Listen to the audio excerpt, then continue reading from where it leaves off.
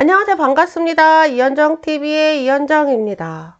오늘은 최근 낙찰된 물건 좀 살펴볼게요. 특히 서울의 빌라 낙찰가가 장난이 아닙니다. 어떤 정도인지 한번 살펴보려고 해요.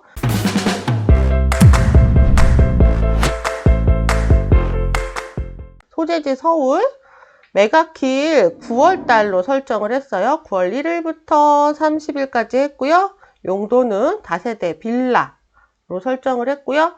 경매 결과를 반드시 전체로 체크를 해주세요. 이렇게 검색하기를 누르면 총 104건이 물건이 뜨네요. 이 물건 같은 경우에는 대항력 있는 임차인 위반 건축물 거의 100%에서 어디 볼게요. 100% 정도로 낙찰이 되고 있는데, 그렇다고 해서 모든 물건들이 다 그런 건 아니에요. 조금 저렴한 물건들도 있어요. 대항력 있는 임차인, 선순위 임차인, 물론 권리마다 조금씩 다르긴 하지만 매각 가율이 굉장히 낮지 않다. 이 물건은 혼자 들어오셨네요. 혼자 들어오셨는데 너무 높게 받은 거 아닌가? 이렇게 단독으로 될 수도 있는 거예요. 1회 유찰에서 1회 유찰에서 1억 6,400만 원이었는데 단독으로 해서 124%로 매각이 됐거든요. 대항력이 없는 임차인이 있었기 때문에 아니군요. 임차권이 설정이 되어 있었어요. 임차권이 설정이 되어 있었고 이 임차권의 가격 정도로 생각을 해서 입찰가를 선정하신 것으로 보입니다. 이해관계일 수도 있고요. 이거는 이유가 있는 입찰가네요. 네, 이런 물건들 78% 4명이 들어왔고요. 전용 17평짜리인데 4명이 들어왔고 78%의 낙찰을 받았습니다. 소유자가 점유하고 있고요. 자, 지금 사실 이 정도 가격이면 적절하죠. 네, 적절한 가격이에요. 감정가 대비 낙찰가가 보통 빌라 같은 경우에 한 70%에서 80% 정도면 적정하다라고 볼 수 있었는데 이렇게 낙찰이 되는 사례가 있는가 하면 요거 같은 경우에는 1회 유찰을 했는데요. 자, 1회 유찰을 했는데 결국은 이전에 감정가를 넘어서서 매각이 된 사례입니다. 자, 이 물건 어차피 2등도 그랬네요. 그러니까 이 물건 8월 25일에 그냥 감정가로 낙찰을 신건으로 받았으면 더 좋았겠다라는 물건이라서 좀 괜찮다 하는 물건들은요, 낙찰가가 낮지 않다. 요런 거는요, 요런 거. 지금 보시면 법인이 들어오고 있어요. 법인들이 계속 들어오고 있습니다. 자, 법인이 들어온 물건들. 아무래도 좀 개인보다 좀 많이 투자를 하셨다고 볼 수 있지 않을까요? 자, 금천구 독산동에 있는 물건이고요. 71%로 낙찰이 됐어요. 이 정도면 아주 적절한 낙찰가죠? 적절한 낙찰가이다. 이렇게 받으면 좋겠는데 이렇게 적절하게 낙찰이 되지 않을 수도 있어요. 여기 지금 임차권이 있거든요. 2억 3,500. 이거 임차권이 있어요. 2억 3,500의 임차권이 말소기준 권리보다 빠릅니다. 그러면 얼마에 낙찰이 된다 하더라도 2억 3,500만 원의 낙찰 받아 거랑 마찬가지죠.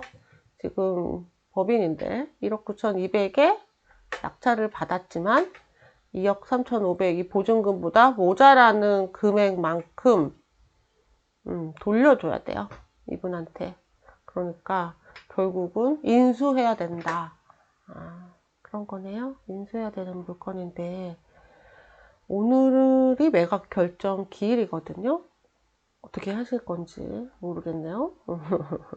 2억 3,500이 적정가라면 뭐 인수하실 거고요. 그렇지 않으면 보증금을 포기하셔야 되는 물건이네요.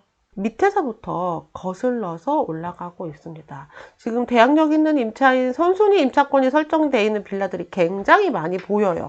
그렇죠? 자, 이 물건 보시면 계속 유찰이 되다가 다시 신건으로 8월 달에 나오고 이제 다시 경매가 진행이 됐는데요. 그 이유가 여기 임차인이 있는데 이 임차인이 2억 2천 선순위 임차인이고요.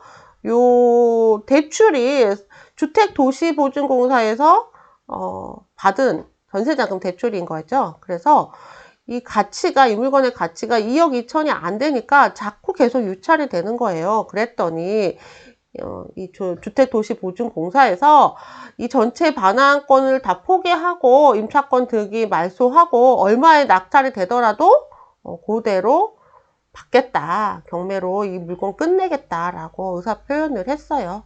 그래서 보증금 반환 채권을 전액 양수했는데 그 잔액에 대한 배당받지 못한 임차 보증금 반환 청구권이 포기됐다라는 거니까 2억에 받았으면 그냥 2억으로 끝나는 겁니다. 인수하지 않는 거죠. 얼마나 계속 유찰이 되고 얼마나 이게 길게 2000년부터 계속 이게 지지부지하고 있는 거잖아요. 그래서 이렇게 처리가 되는 그런 물건들도 있다. 경매 물건, 특히 빌라 같은 경우에 이 물건의 가치보다 전세가가 더 높은 경우가 있어요. 그래서 이런 물건들이 자꾸 보이게 되는 겁니다. 다 대항력 있는 임차인들, 먼저 이제 대항력이 있다고 해서 안전하다라고 생각을 했는데 나는 전세가 1억 6,500으로 있는데 이 물건이 가치가 더 이거보다 안 된다면 그럼 계속 유찰이 될 수밖에 없는 상황이죠. 이사를 못 갑니다.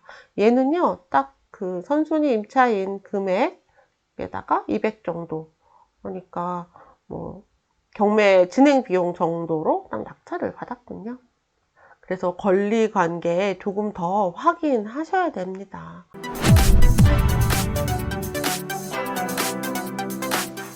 (85%) (94%) 요 정도도 적은 금액은 아닌데요. 자, 요 봉천동 같은 경우에는요. 대항력 있는 임차인 역시 대항력 있는 임차인이 있고 85%로 낙찰을 받았어요. 얼마인지 아예 안 써 있네, 보증금이. 이렇게 보증금이 안 써 있다라고 하면 이 사람이 과연 가족인가, 그렇지 않은가를 따져봐야 되는데요. 여기 바로 밑에 근저당이 설정이 돼 있죠? 그것도 국민은행에서 2014년도에 근저당을 이렇게 설정을 했다는 건 이 사람이 임차인이 아니라는 것을 반증하고 있습니다. 만약에 2006년도에 들어온 사람이 임차인이라면 대출이 나가지 않겠죠. 유추할 수 있는데 밑에 근저당이 있는가 없는가를 확인을 할 수 있습니다. 이 정도 가격은 괜찮은 것 같아요. 그래서 빌라가 낙찰가가 너무 높다 했는데 너무 높은 것도 있고요. 또 그렇지 않은 것도 있고요. 지금 단독으로 딱 이제 감정가에 단독으로 들어오는 물건들도 많이 있다. 그러면 한번 유찰이 된 물건들도 있는지 한번 살펴볼까요? 자, 이제 그러면 10월 달에 진행하는 물건들 한번 찾아볼까요? 10월 달에 어떤 물건들이 진행을 하고 있는지 빌라 물건 한번 진행 물건으로도 한번 잠깐 둘러볼게요. 기간을 따로 지정을 안 하고 전체 떠 있는 서울의 빌라들입니다. 자, 몇 개 오늘 하는 물건들도 관심 물건에 담아놨었네요. 신건들도 있고요. 1회 유찰된 물건들도 있는데 역시 이 물건도 선순위 임차권이 있네요. 위반 건축물, 이제 탑층에 주로 위반 건축물이 많은데요. 지금 위반 건축물이 강제 이행금이 계속 나오기 때문에 아주 신중하게 접근하셔야 됩니다. 대항력 있는 임차인이 있고요. 이 임차인의 보증금이 2억 6,500만 원, 임차권 설정이 되어 있는 분이네요. 2억 6,500만 원 이상의 가치가 있어야 입찰을 할 수 있는 물건이에요. 위치는 굉장히 좋은데 말이죠. 가치가 있는가 없는가 어떻게 확인해요? 인근에 비슷한 연식에 비슷한 방 개수에 나와 있는 매물들을 확인을 하고요. 특히 빌라, 오래된 빌라는 전세가, 오래된 빌라 전세가는 낮고요. 오래된 빌라를 올 수리했을 때 전세가가 어떻게 되는지 확인을 하게 됩니다. 자, 서울에서 지금 빌라가 총 433건이 진행하고 있습니다. 관심 물건 담아놓은 물건들도 있는데요. 뭐 엄청 좋은 물건이라기보다는 얘는 어떻게 낙찰이 될까? 가격이 좀 저렴한데 낙찰가가 저렴할까? 어떨까? 궁금해서 담아놨다 이렇게 보시면 되고요. 진행하고 있는 물건들 중에서 뭐 이렇게 재매각이라고 하면 다시 나오는 물건이거든요.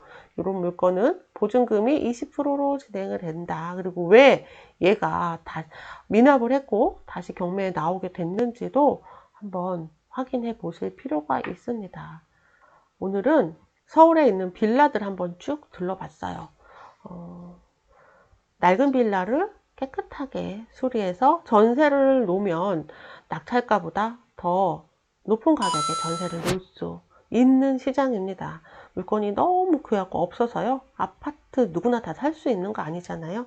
아파트 살 수 없는 사람들 빌라로 향하고 있어요. 자, 이제 관심 가져볼 만하다라고 전해드립니다. 자, 오늘은 여기까지입니다. 저는 다음 시간에 또 만나요. 안녕.